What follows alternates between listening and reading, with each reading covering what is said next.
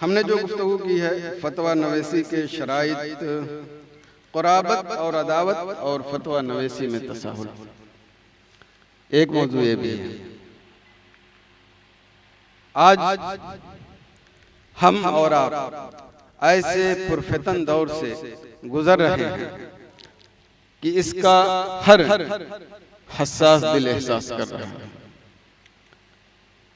लेकिन मैं ये आपको बताना चाहूँगा, मैंने पहले ही कहा कि एक मुफ्ती अल्लाह और उसके बंदों के दरमियान वास्ता होता है। तो जब वास्ता हुआ तो अदावत और क़राबत की यहाँ पर कोई जगह ही नहीं। उलमाए किराम ने बहुत सख्ती से मना फरमाया है कि कभी भी कोई फतवा क़राबत की बुनियाद पर या अदावत की बुनियाद पर फतवा नहीं दिया जाता। जो करीबी है उसका भी वही हुक्म है और जो दूर का है उसका भी वही हुक्म है। इसलिए एक मुफ्ती की ये जिम्मेदारी बनती है कि वो जब फतवा दे तो गलत हीलेबाजी ना तो वो क़राबत के लिए करे ना तो अपने दुश्मन के लिए करे।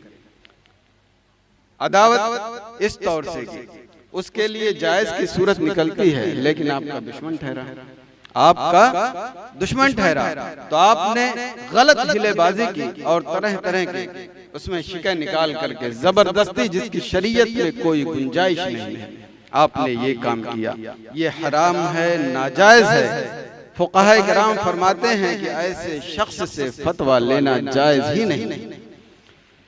तो हमें इस बात की सख्त जरूरत है कि हम कभी भी फतवा जारी करने में दुश्मनी और क़राबत का कभी लिहाज ना करें। जो भी फतवा देना है वो शरीयत की रोशनी में दे, और जब भी फतवा लिखें तो अपने आप को अल्लाह और बंदों के दरमियान रखकर एक बार संजीदगी से गौर जरूर कर लें। इंशाअल्लाह कभी आप अपने दुश्मन और अपने क़राबत की तफरीक कभी नहीं करेंगे। तो ये माहौल भी काफ़ी हद तक हमारे हिंदुस्तान में पाया जाता है। इसलिए हमें अपने बच्चों को या इफ्ता का जो कोर्स करते हैं या जो पढ़ते हैं उन्हें इस बात की सख्त तरबियत देने की ज़रूरत है।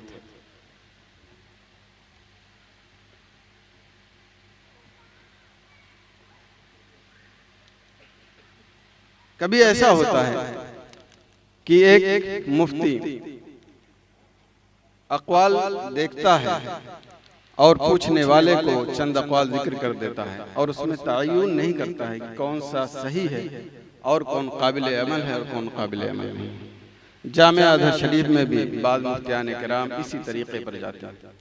हालांकि खुद शवाफ़े का मजहब है कि साइल पूछने वाला वो अगर जानता कि सही क्या है, राजिह क्या है, तो वो आपसे सवाल ही नहीं करता। जिस तरह का आपने जवाब दिया है वो खुद मुतय्यन कर लेता।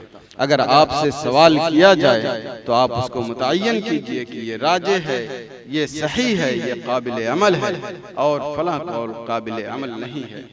इस एतबार से भी हमें तवज्जो देने की ज़रूरत है और अपनी जिम्मेदारी का महक़ अदा करने की कोशिश करनी चाहिए।